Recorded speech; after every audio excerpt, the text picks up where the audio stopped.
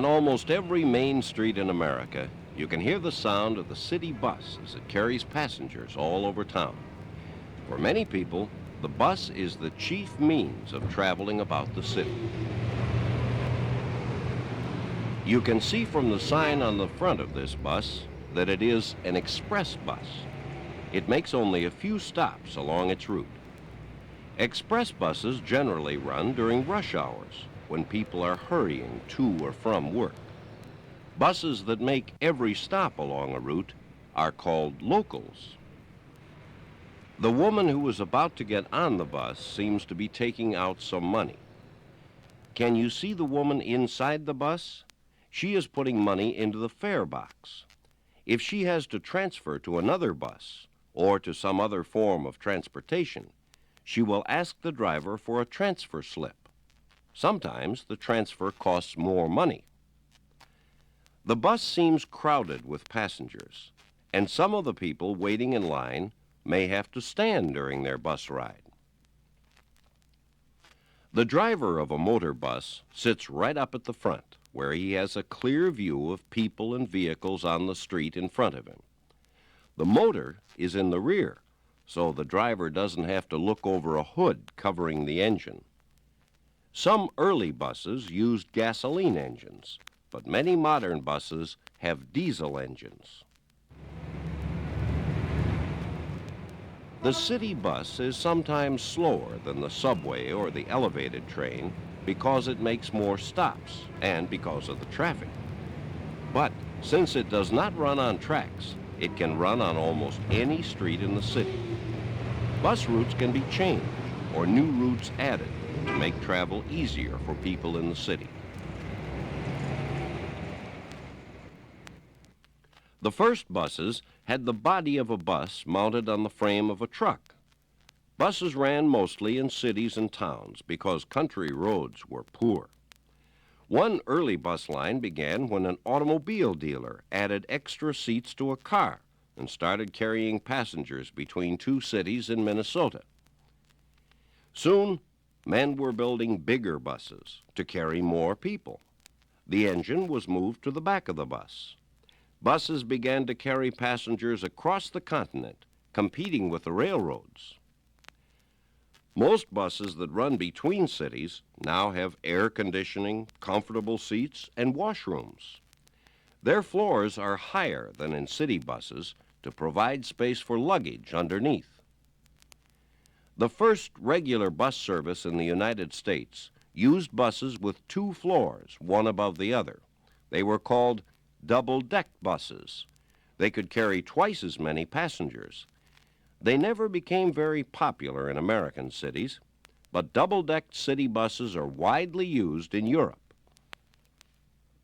A city bus is a fine way to go sightseeing in a strange city or in a new neighborhood. Perhaps your parents or your teacher will take you for a ride on a city bus.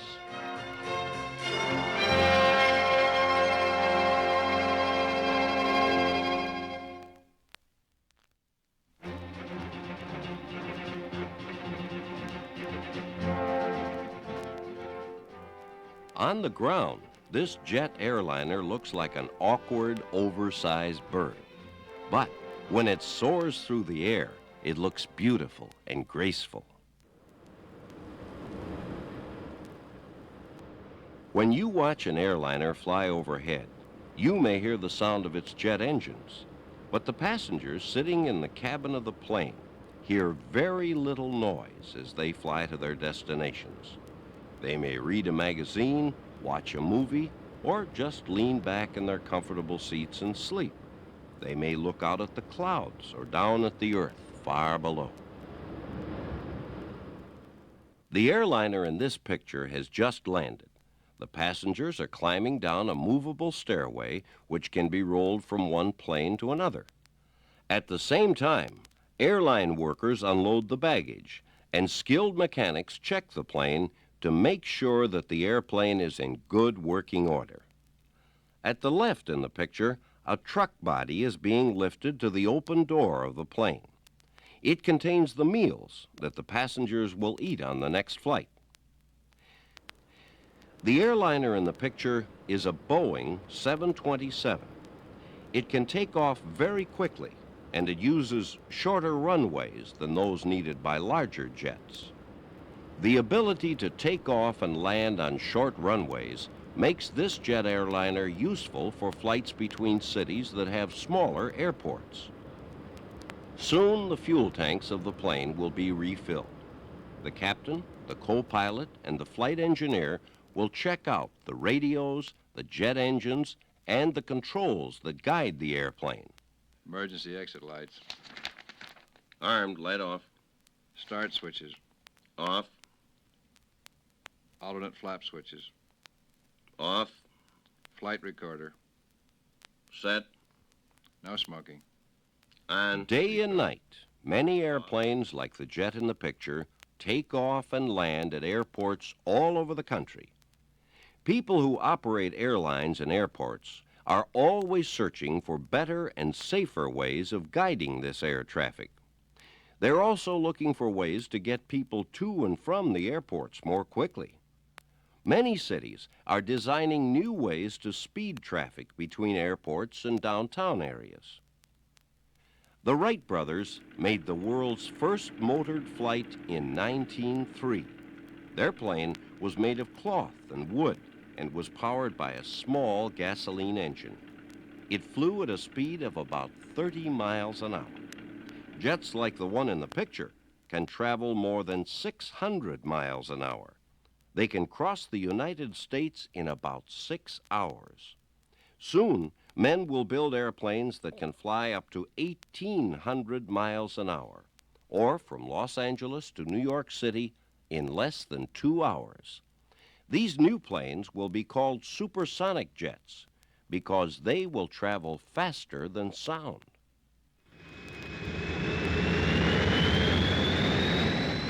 The next time you see a jet airliner high in the sky, it might be fun to pretend that you're a pilot or a stewardess or a radio operator, helping to fly the plane as it carries passengers to cities far, far away.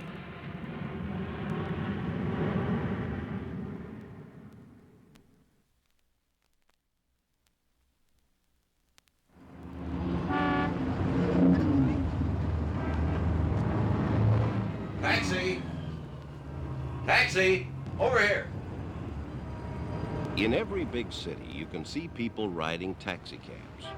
Taxicabs are easy to see, even in heavy traffic, because of their bright colors and unusual markings. A taxi is an automobile for hire. This means that you must pay the driver when you ride in a taxicab. The amount of money you will pay will depend on how far you want to go. Buses, like the one in the picture, almost always run along the same route, but a taxicab will take you wherever you want to go. The man in the picture has just gotten out of the taxi and is paying his fare. The taxi has a small machine called a meter, which shows how much he must pay. The driver starts the meter by pulling down a small flag-shaped handle attached to the meter. You can see the flag in its off position behind the windshield wipers of the taxi in the picture. When the taxi driver has no passengers, he may pull his taxicab into a line, like the one outside this building. Such a line of waiting taxicabs is called a cab stand. People who want to ride in one of these taxis must take the first one in line. A driver often drives slowly around the city looking for passengers. At night, he turns on a light on top of his taxi to show that he has no passengers. If his taxi has a two-way radio, he can tell someone at the taxicab company that he has no passengers. The person at the company, called a dispatcher, will give him the name and address of someone who has telephoned for a taxi. The first taxis in the United States were powered by electricity. Taxis later began to use gasoline engines, like those in other passenger cars. Taxis like the one seen here are built to last through many thousands of miles of driving. They're heavier than ordinary passenger cars, and they have flat floors so passengers can get in and out easily. In heavy traffic, a person can sometimes walk as fast as he could go in a taxicab. But most of the time, a taxi is a fast way to ride about the city. Taxicabs play an important role in the transportation system of today's big cities.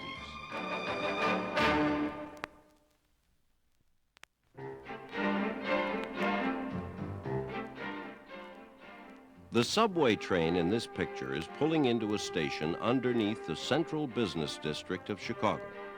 Chicago's subway system runs for more than 18 miles under the city streets and the Chicago River. The largest subway system in the world is in New York City, which has almost 240 miles of subway.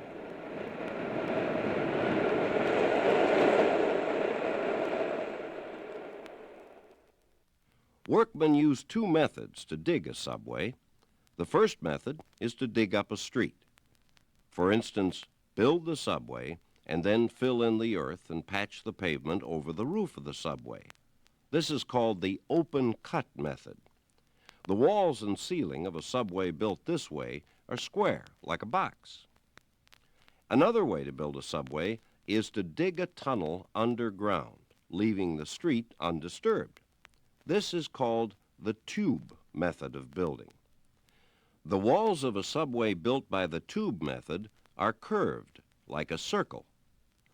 Which method would you say was used to dig the subway in the picture? The walls of the tunnel are made of concrete and are very strong. Sometimes advertisements are posted on the walls. Subway trains run on electric power. Metal plates under the train receive this power from a rail which runs alongside the tracks. Electricity from this rail, often called the third rail, operates the subway train's motors. Today, many people prefer to travel by automobile or by bus, but traffic is growing heavier on the streets, and cities are beginning to think of building more subways where people can travel quickly on rails under the ground. If you live in a city, you might take a subway train to go shopping downtown. You could take a bus, but many people may be going downtown, and the buses may move slowly through traffic. If you took a subway ride instead, let's see what would happen. Down the steps we go to the ticket booth below the street. We pay our money and push through the turnstile.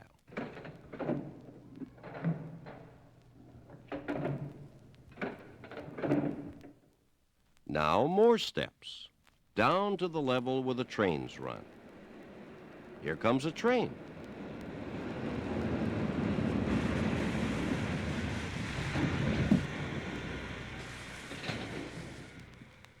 Get on quickly.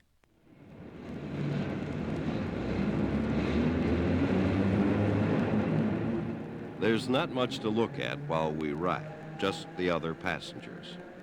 There is a map of the subway line, and there are advertisements all along the wall of the car above the windows. Can you feel the train slowing down? Now we see the lights of the station. The train pulls in, and we come to a stop.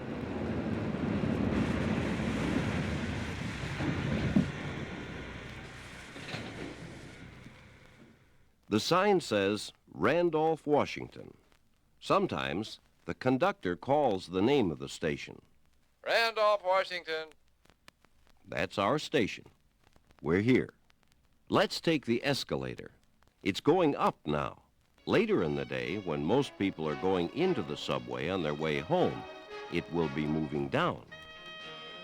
Up we glide into the bright day and the sounds of the city. Many of the big cities of the world have subways. Subways carry millions of passengers safely and quickly underground, beneath the heavy traffic of the city streets.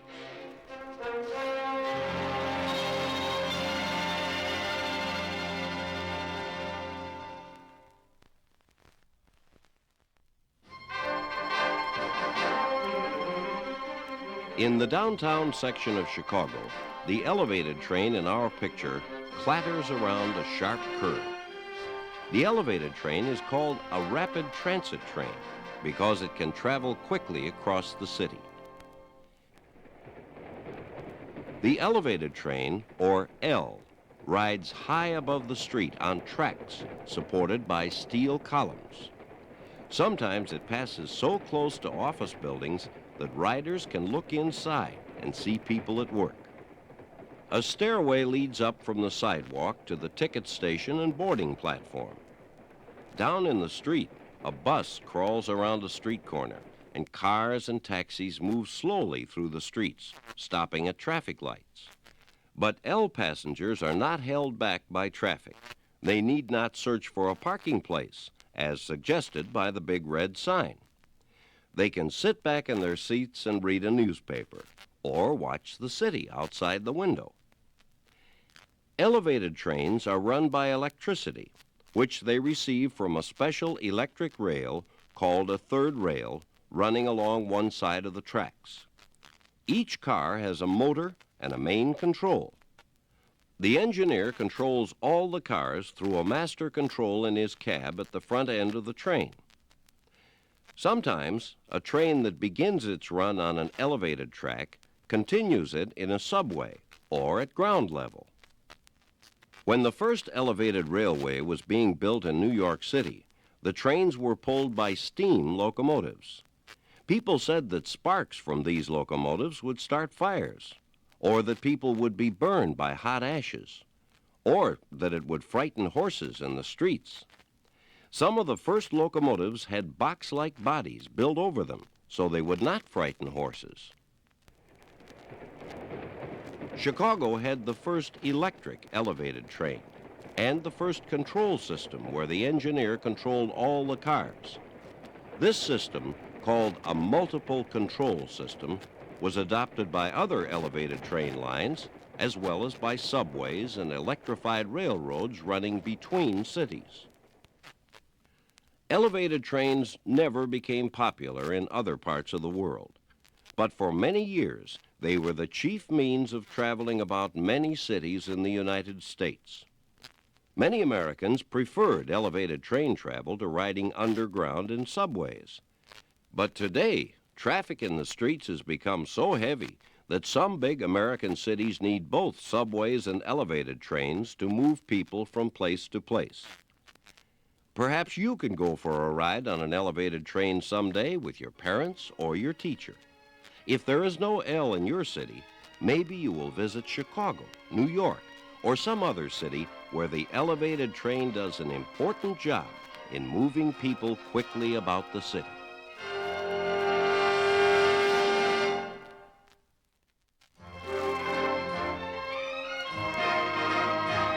The road in the picture is a freeway.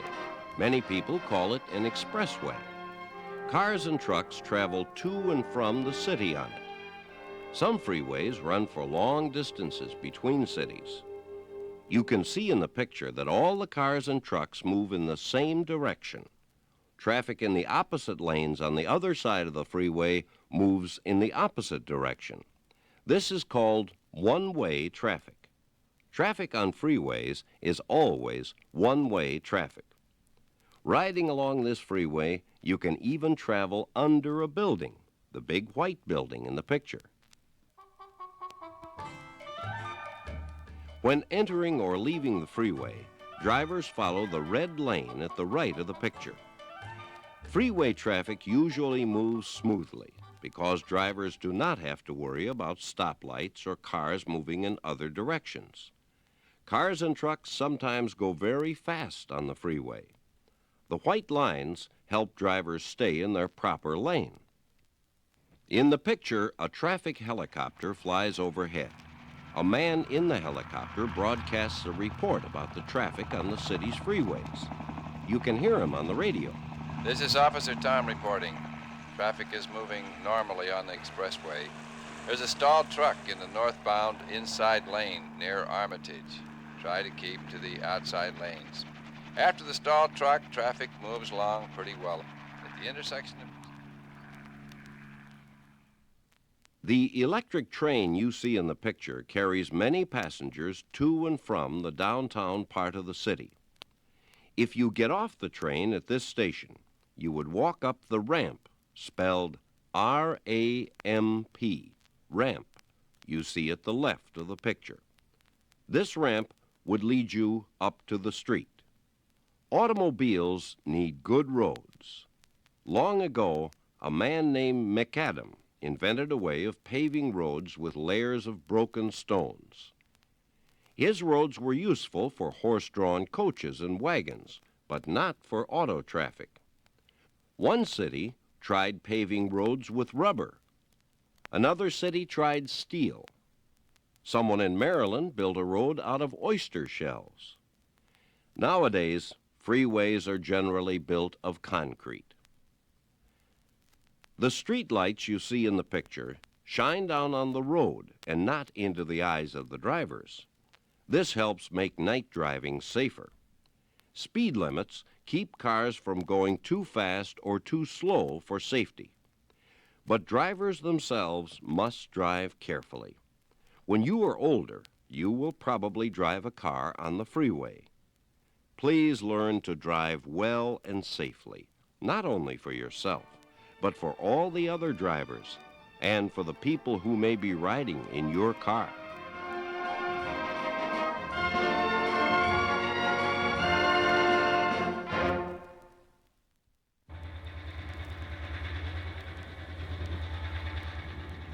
The railroad train in the picture carries passengers between a big city and the smaller cities, towns, and villages that cluster around it.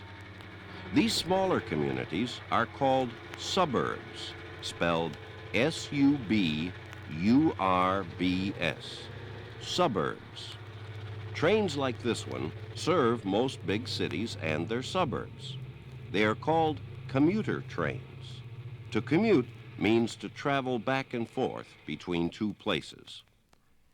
At this railroad station, a commuter train has stopped to take on passengers. It is early morning, and most of the people on the platform are going to their jobs in the city. In recent years, many people have moved from the city to its suburbs, but they continue to work in the city. New roads and expressways were built to help these people travel to and from work each day. But as the move to the suburbs continues, the expressways have become crowded and slow. Commuter trains provide a safe, fast, and comfortable way for suburbanites to travel between home and work.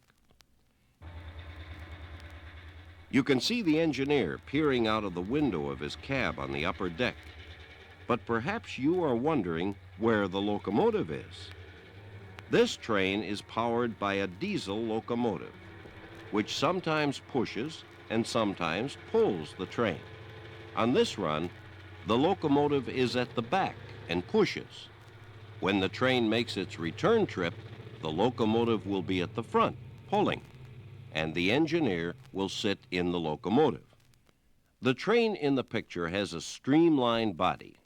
When the locomotive is in front, streamlining helps cut down wind resistance and the train can move faster. When the locomotive is at the rear, as it is here, the flat end of the front car still meets a good deal of wind resistance. But the train can easily reach the speeds needed for this short trip. About 150 people can sit comfortably in each of the train's double-deck cars. Many commuters drive their automobiles to the train station. They take the train because it is faster than driving into the city, and they do not have to worry about finding a parking place downtown. Other traffic does not slow the train. Cars and buses must stop to let the train pass. Flashing red lights let people know the train is coming through the crossing. For many years, the railroad was the fastest way to travel and the most comfortable. People look forward to traveling on trains, much as people now think of flying across the country in airplanes. Today, airlines are growing and automobile traffic is increasing. Trains continue to carry the suburban commuters, but few people travel long distances by train. New and faster trains are being developed, however. Men are planning to build a train that will run from Boston through New York to Washington, D.C. at 160 miles an hour, almost 3 miles a minute. Perhaps when you grow up, you will ride back and forth to work on a commuter train like the one in the picture, or take a longer trip on a railroad train. If you do, you will find it quick, safe, and comfortable.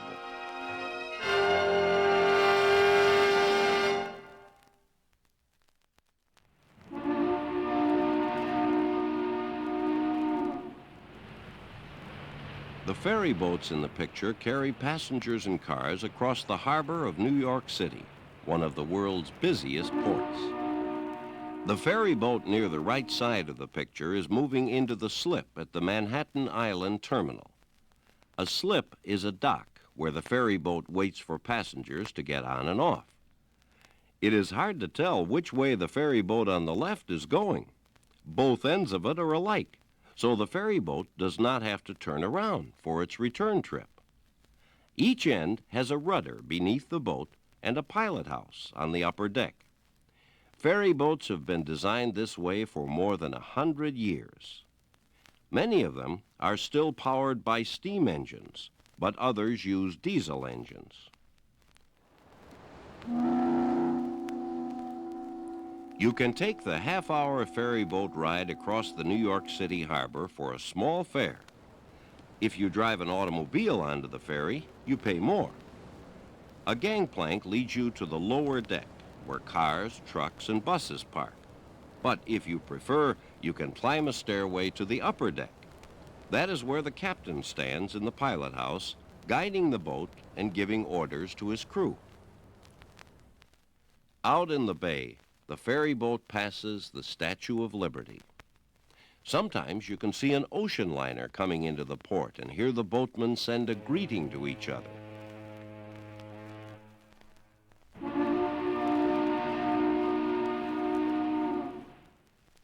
Then the ferry boat nears the slip at Staten Island. The engines stop and the boat eases into the slip. Safety chains are attached to mooring posts and hold the boat fast. Passengers come down the gangplank and cars and trucks drive onto land. Back and forth from shore to shore on the rippling river, watching spray beads rise and fall where the sunbeams quiver. Reveling in the cooling breeze, everyone is cheery. Bless me, ain't it pleasant, riding on the ferry. The words to that song were written about 1840, after ferry boats had become more than just a way of crossing a river or lake or bay. Many were used as excursion or pleasure boats on which you could take your friends or family for a pleasant ride on a hot summer day. Ferry boats were not always so pleasant. Early American ferry boats were often birch bark canoes or rafts. Later on, ferry boats became larger and were rowed across the water. But if a strong wind came up, the ferry boat might turn over and send its passengers into the lake or river. Today, bridges and tunnels have replaced many ferries, but some, like the Staten Island ferry in New York City, remain. There are still ferry boats crossing the Mississippi River, and other American rivers also have ferry boats crossing them. Perhaps your parents or your teacher will take you on a ferry boat ride someday.